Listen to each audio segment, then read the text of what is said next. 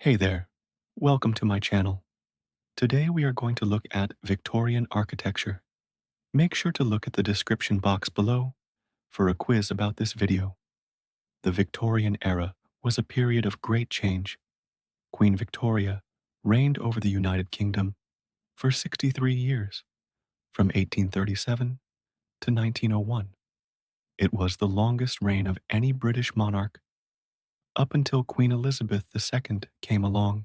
During this time, Great Britain experienced an immense amount of industrialization and growth, and that growth spilled over into architecture.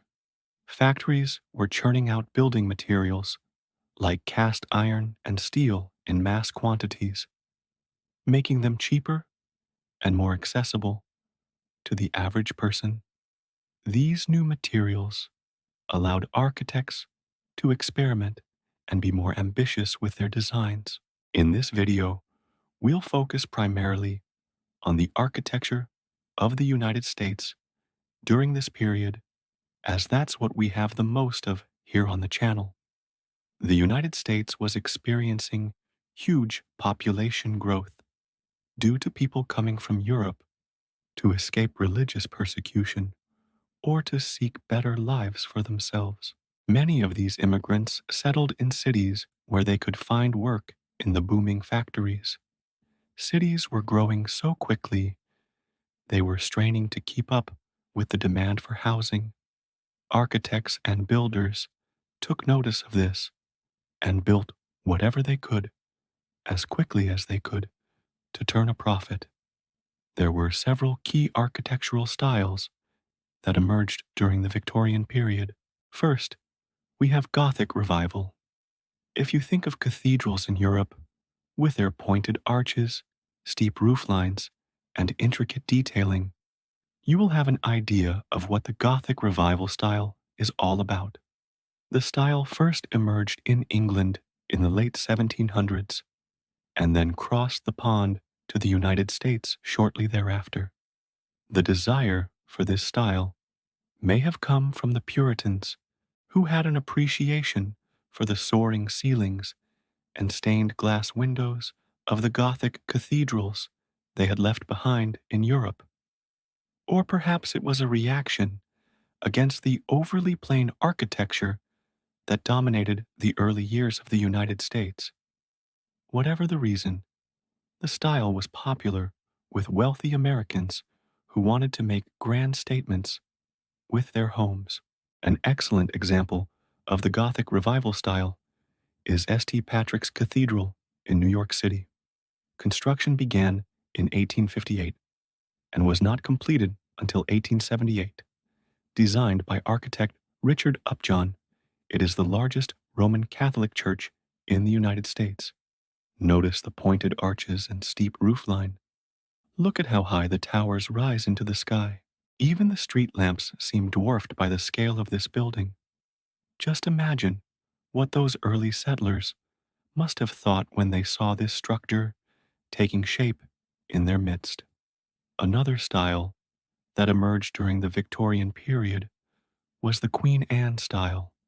The name comes from the many residences of Queen Anne of Great Britain and Ireland.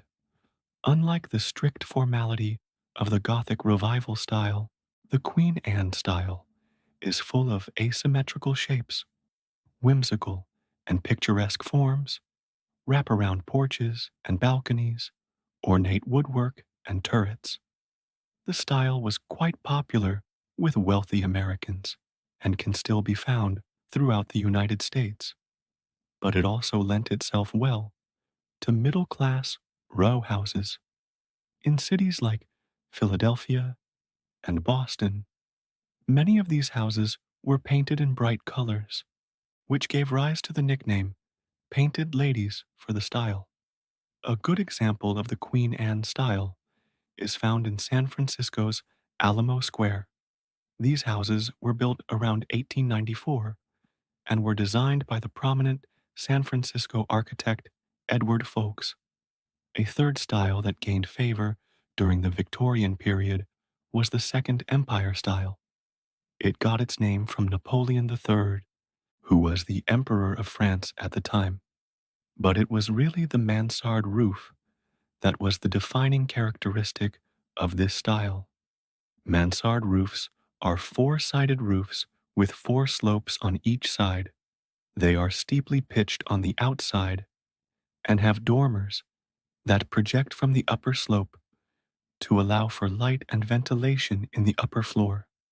One example of the Second Empire style in the United States is the Pennsylvania State Capitol in Harrisburg.